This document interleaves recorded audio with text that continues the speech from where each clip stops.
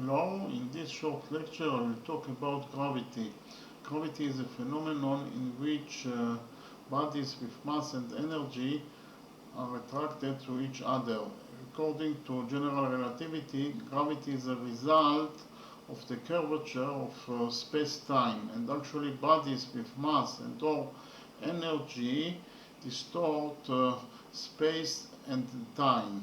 And according to Newton, gravity is an attractive force between masses, and the force of gravity is proportional to the product of the masses of the bodies divided by the square of the distance between them.